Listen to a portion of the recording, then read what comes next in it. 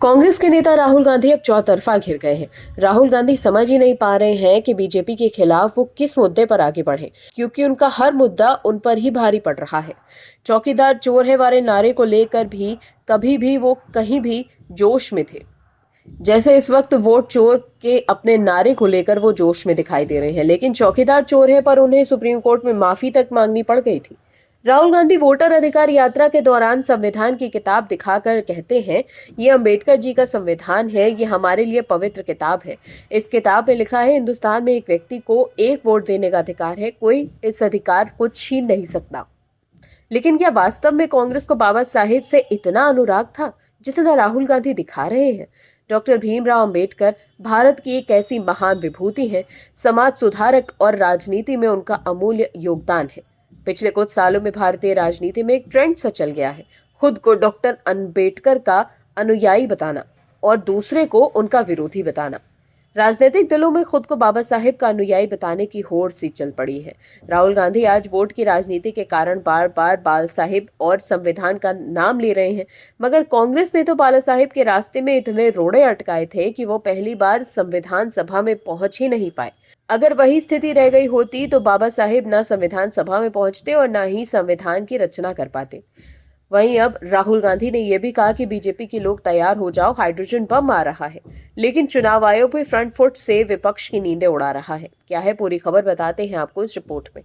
दर्शकों, एसआईआर को लेकर विपक्ष के लोग बेचैन हैं। राहुल गांधी जमकर चुनाव आयोग पर निशाना साध रहे हैं। विपक्ष के लोग सुप्रीम कोर्ट में भी एसआईआर के खिलाफ दलीलें दे रहे हैं, लेकिन सुप्रीम कोर्ट ने एसआईआर पर रोक न लगाकर विपक्ष को बोलने लायक भी नहीं छोड़ा। वहीं राहुल गांधी के नेतृत्व में बिहार में इंडी गठबंधन के नेताओं की वोट अधिकार यात्रा निकली। राहुल गांधी की वोटर अधिकार यात्रा सासाराम से शुरू हुई और पटना में समाप्त हुई।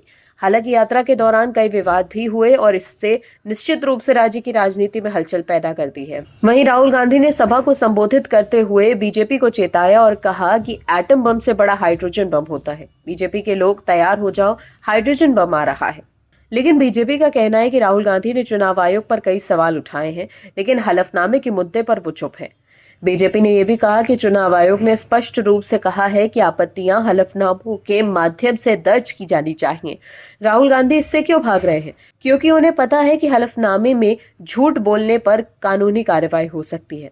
दर्शकों, राहुल गांधी इसीलिए हलफनामा देने से भाग रहे हैं क्योंकि उन्हें इस बात का डर होगा कि चीन वाले मसले की तरह कहीं वो कोर्ट में ना फंस जाएं और फिर कहना पड़ेगा कि मीडिया में छपी खबर के आधार पर आरोप लगा दिया गया।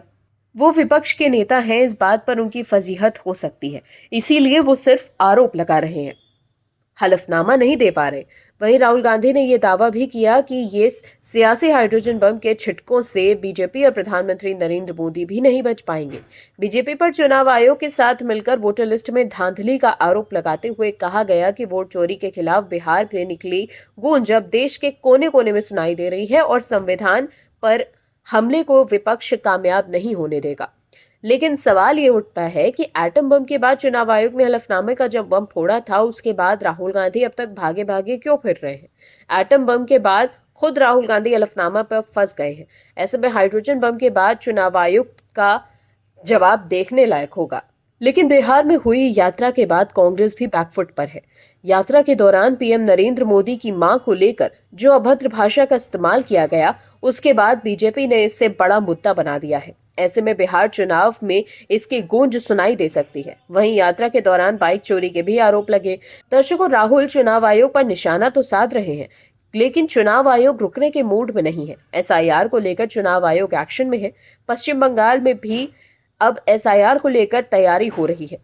वहीं अब यूपी को लेकर भी चुनाव आयोग ने बड़ा बम फोड़ दिया है। दरअसल उत्तर प्रदेश में भी त्रिस्तरीय पंचायत चुनाव से पहले एसआईआर के जरिए डुप्लीकेट मतदाताओं को हटाया जाएगा। राज्य निर्वाचन आयोग ने इस संबंध में सभी जिलाधिकारियों को निर्देश दिया है, जिसे लेकर समाजवादी पार्टी के अध्यक्ष अखिलेश यादव ने आयोग पर निशाना साधा है। वहीं पूरे देश में 100 वर्ष और उससे ज्यादा उम्र के मतदाताओं का सत्यापन करने की प्रक्रिया शुरू हो गई है। ये काम निर्वाचन आयोग ने वोटर लिस्ट को साफ करने के मकसद से शुरू किया है। इसकी शुरुआत दिल्ली में चुनाव कार्य के प्रभारी अधिकारियों को निर्देश देकर हुई है। उस प्रक्रिया के तहत ये सुनिश्चित किया जाएगा कि इन मतदाताओं का विवरण सही हो। मतलब राहुल गांधी चाहे चुनाव आयोग पर लाख निशाना साधे, लेकिन चुनाव आयोग अपने मकसद में पीछे हटने वाला नहीं है। चुनाव आयोग द्वारा लिए जा रहे फैसलों से अब तो ये बात साफ भी हो गई है। Bureau report OMH news. आप दर्शकों से विनम्र निवेदन है कि चैनल को सब्सक्राइब जरूर करें